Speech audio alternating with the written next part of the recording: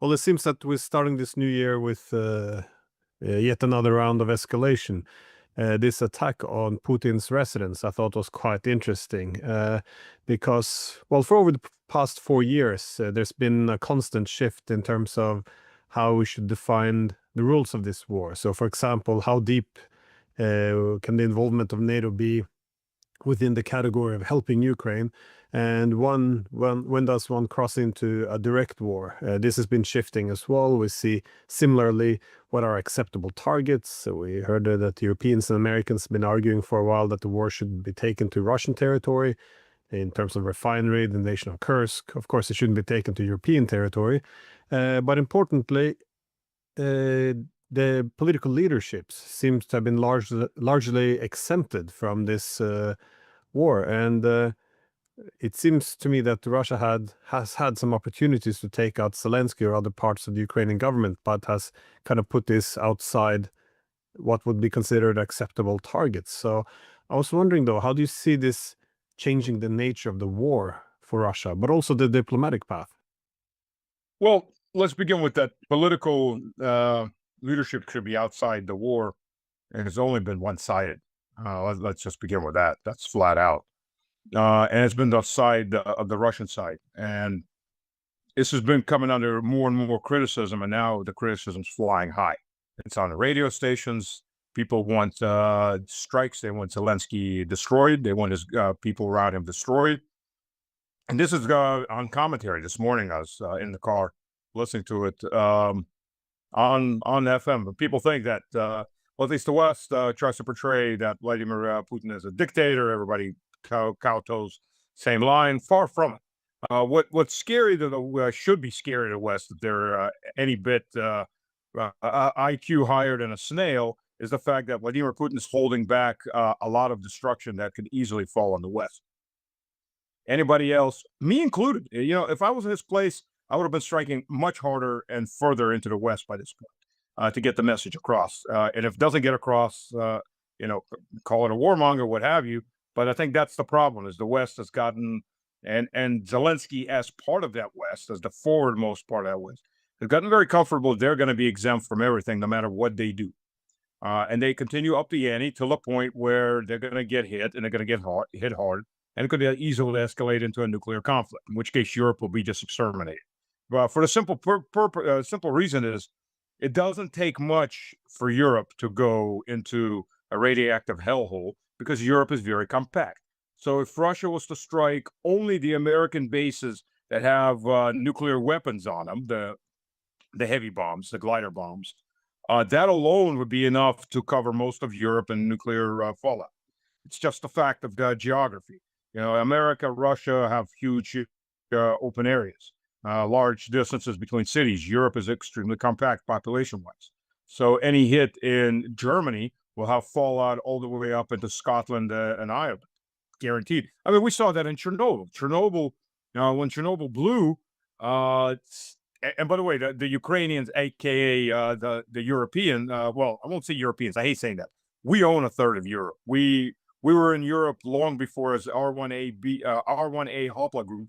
We were there long before the R1Bs, and the R1Bs are the Germans. So we own a third of Europe.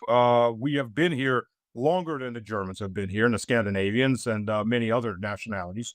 Maybe the Celts are here longer than us. So I'm not going to say Europe. That's just very incorrect. The European Union and NATO. As we saw when Chernobyl blew, the fallout reached Scotland. And for 10 years, the Scots were told not to graze their cattle up in the highlands, or their sheep in this case, up in the highlands, because it was radioactive fallout that was building up in the moss and other organic matter. And that was just from a nuclear power plant that never went critical, by the way. It never went critical because 3 men sacrificed their lives, went underneath the nuclear power plant and manually drained the water reserves. Because if it had gotten in there, if it had melted all the way down, there would have been a massive steam explosion that would have covered much of Central and Eastern Europe, and probably gotten much more into Western Europe. And the West is trying to do this again on purpose with attacks on the Zaporozhye power plant, with previous attacks on the Kursk power plant. So the West seems to be absolutely the European Union's leadership, with a few exceptions. The old Austro-Hungarian Empire seems to have the only sanity left in the EU, the modern EU. The rest of them don't seem to understand where this is going. So they have tried several occasions to attack directly Vladimir Vladimirovich. There was if we remember, in 2022 or 23, there was a drone that flew in and hit the Kremlin.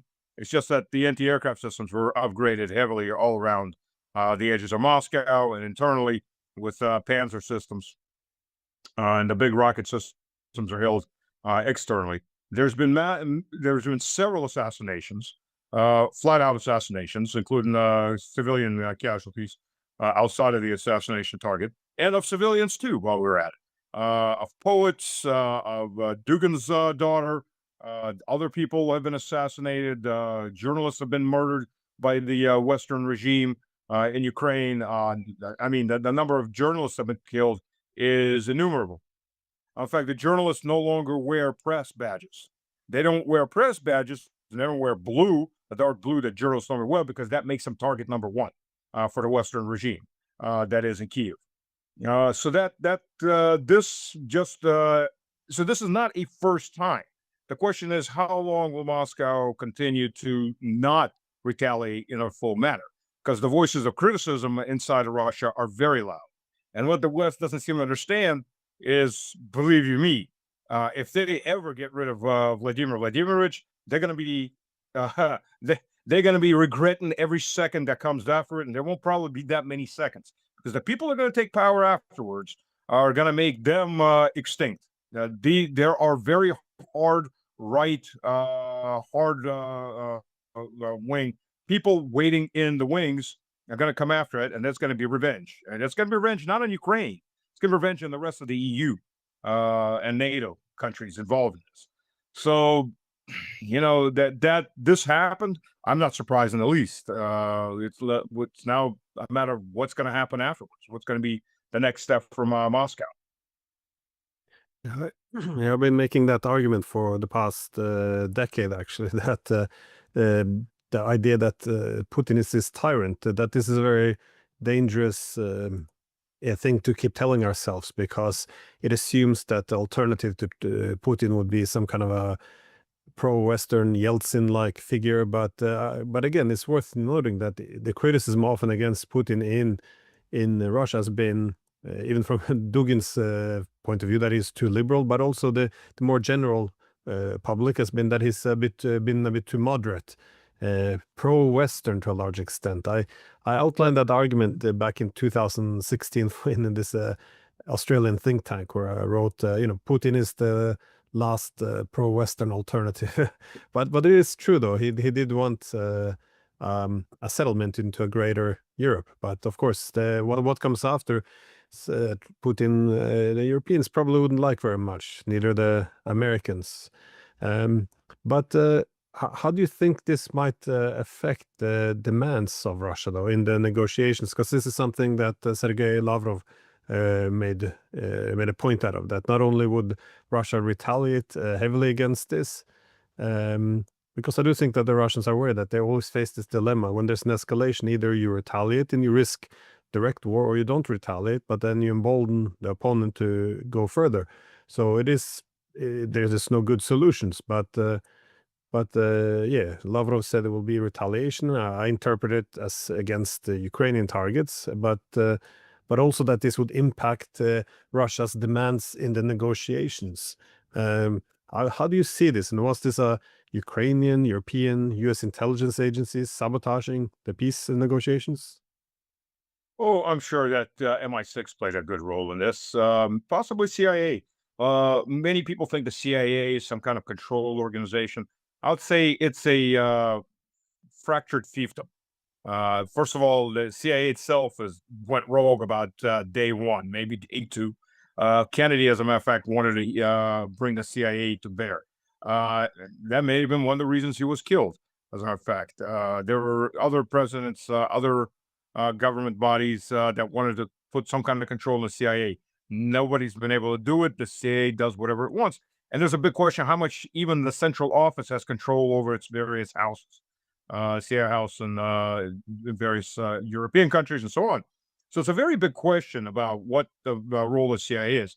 I think MI6 is much more controlled, but it's also much more, um, how should I put it, psychotic.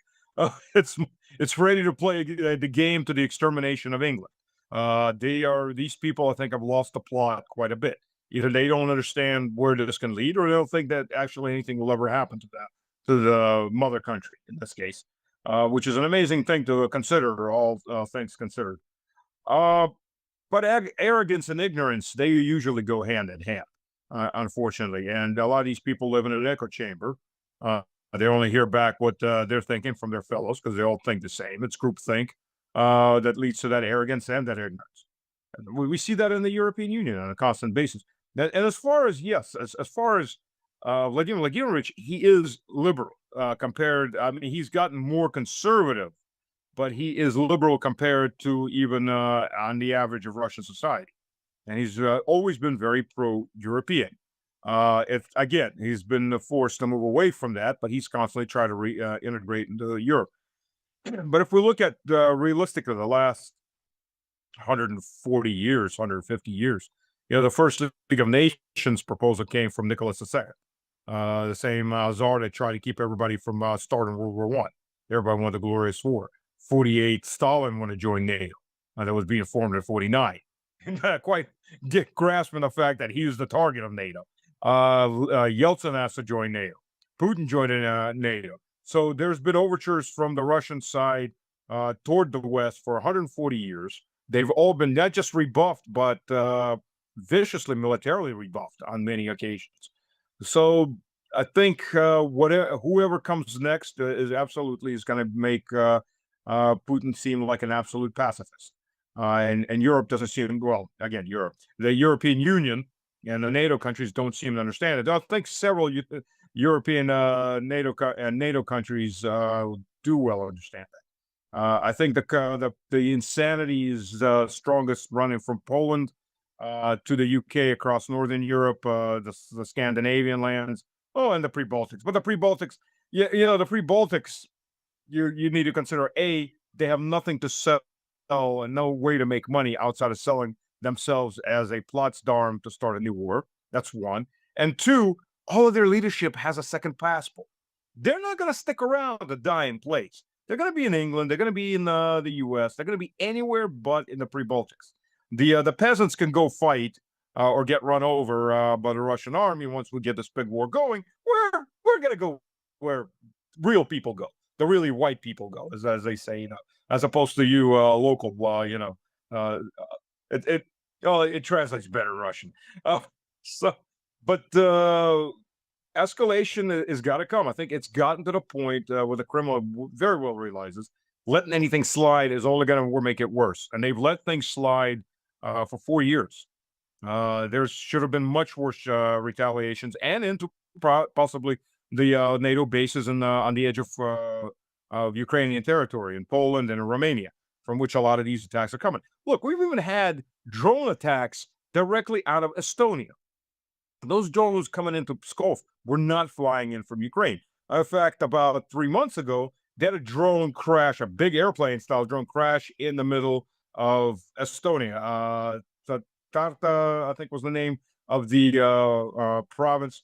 And the Estonians just scream Russians. They try to shut it down and hush it up. But the local people there took photos, and the photos went straight to the internet, of course, like all photos do these days. And yes, these were Ukrainian-type drones, airplane-style drones. So they're either flying through the pre-Baltics, which makes Estonia part of the war, or they're being launched from Estonia. Whether it's Estonians or Ukrainians, it doesn't matter. Estonia is part of the war. It's aggressing against Russia. And we could probably say the same thing for Latvia while we're at it, maybe Lithuania. So, there you go. It's already on. It's just being ignored. It's been ignored, or it's been actively ignored by the Kremlin so as not to expand the war. Though I think it's getting to the point where sooner or later, there's not going to be any choice but to expand the war. Because the West, particularly, well, in this case, the West, I won't say Putin. I'm sorry, Putin. I won't say Trump. And I won't say the Americans, even though I think a good chunk of the Trump administration and the intelligence agencies are all for it. But the Western Europeans are gun ho on starting a big war. They just wanted to start it a little later. But I think they're going to get dragged into it through their own stupidity, unfortunately. And the only way to stop that is for the people of those countries to remove the cancer in their capitals and put somebody rational in power. And voting is not going to happen because outside of the Czechs, which were, I was very surprised that Babic was elected. We've seen what the average European election is like. It's cheating. It's autocracy. It's absolute. We'll make the rules as we go, and you don't get a say in it. Unfortunately, and just one comment on autocracy while we're at it. You know, they all love to scream Russia's an autocratic state. There was a very good comparison that came out. How many people were arrested in Russia in 2025 for online commentary? It was 400 people in a country of 150 million. 400 people, and it's a question about how many of them actually went to trial, let alone if anybody went to jail. Versus the UK, which has less than half the Russian population, 14,000. So if we adjusted it for population, it'd be about almost 30,000 people that were arrested, and most of them went to jail, given 2, 3, 4 year sentences for commentaries like "I'm tired of immigrants." Okay, whether it's a nice comment or not a nice comment, supposedly these people have freedom of speech. That's freedom of speech. They're not screaming for revolution. They're not screaming for murder the immigrant or something of that sort. They're stating they're tired of immigrants, or stating that the politicians are idiots. Which, by the way, in Germany, what Merz has 8,000 cases that he opened against people criticizing him online, hurting his feelings. So again, where's the autocracy?